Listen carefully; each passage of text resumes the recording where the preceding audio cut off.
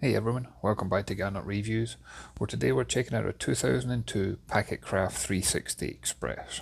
At the time of shooting this video, this one was up for sale for Yacht Brokers of Daytona for $229,000.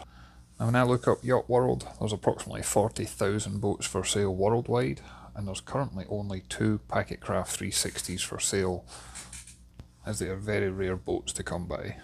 And the other listing that's out there is actually $25,000 more than the one you're looking at just now.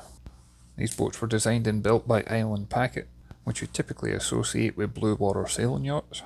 So you know this one's got a very strong build quality and finished to a very high standard. The total length overall is just under 42 foot in length. She's got a beam of 12 foot. And she's got a draft of just under 3 feet. And as we step on board, one of the first things I liked was how many handholds were in place. I've got my guardrails to the left, but I've got the handholds almost shoulder height on the coach roof. And I really liked the non-slip deck. As you can see, it was pretty wild out there when I was taking this video, but not once did I feel like my feet were sliding when I was walking along the deck. And notice how clear the deck is. All your cleats and windlass controls are off to the side, so there's nothing for you to trip on. And when you do get to the bow, you'll find a Lumar windlass. This can be operated here at the bow, but can also be operated at the helm. And there's plenty of room in the anchor locker for a spare anchor, as well as your bow lines, and probably a fender or two. As I pan round, I like that low height profile that this one has. If you wanted to do something like the Great Loop, you don't have to worry about height restrictions anywhere you're going.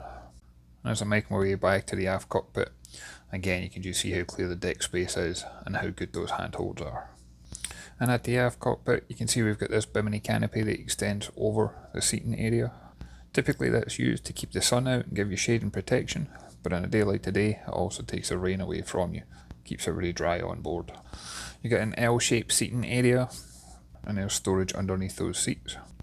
And then in the lazarette, this is where you're going to find a Cummins Onan generator. It's a 6 kilowatt generator, it's got a sound shield, and this has got less than 700 hours on the clock. You get a number of electrical components down here, including a dedicated battery for the generator. But this lazarette would also be another place that would be good to store fenders and keep them close by.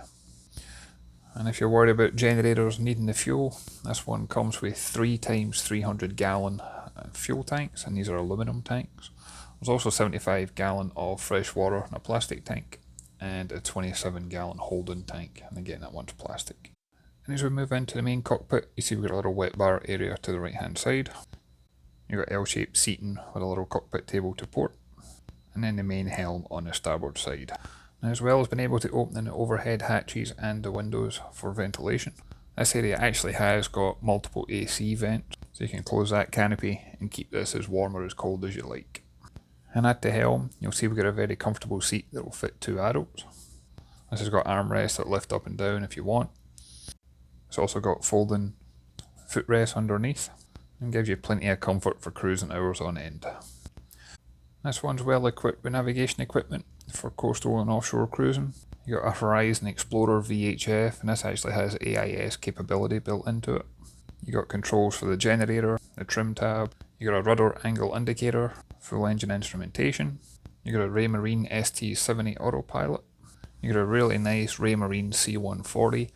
This is a multi-function display with GPS, chart plotter, depth, radar. And then on the left hand side you got the Raymarine ST60 depth gauge. And if we pop down below to the main accommodation area, it's just a few short steps down.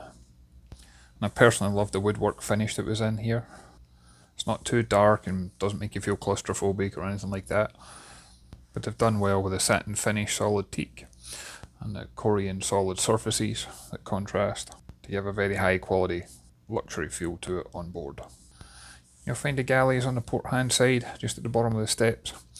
And for this one, you've got a fridge and freezer, you've got a 2-burner cooktop, you've got a microwave oven, and you've got a stainless steel sink. On the starboard side is where you'll find the main saloon. This has got an L-shaped seating area, but that table also converts out to be a double berth if needed. And I like the amount of natural light that was available, and these hatches are all opening hatches as well, so there is more ventilation if you wanted. And then moving forward on the port hand side is where you'll find a heads compartment.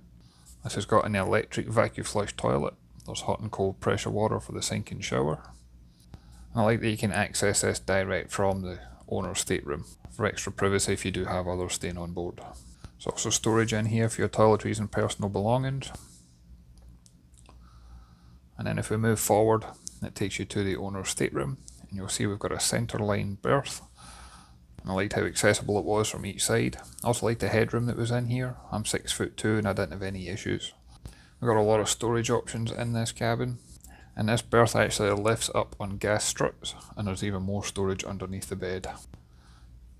And as I just mentioned before, this one does have the door access that leads straight into the head compartment for that extra privacy.